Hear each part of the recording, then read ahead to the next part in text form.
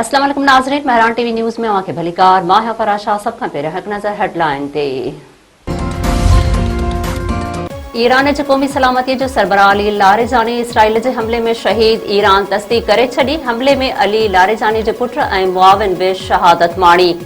बैसिट form जो commander गुलाम रज़ा सुलेमानी बि Israel ऐं अमेरिका जे हमले में शहीद थी वियो। अली लारेजानी ईरान जे अहम सियासी शख्सियतुनि में शामिल हुयो। सिक्योरिटी चीफ अली लारेजानी जी शहादत जो पलांद। ईरान जा इसराइल मथां हमला। ईरान तिल अबीब मथां मिसाइलन जो मींहुं वसाए छॾियो। 2 ॼणा मारिजी विया, केतिरियूं ई गाॾियूं तबाह, अहम इमारतुनि खे निशानो बणाए वियो।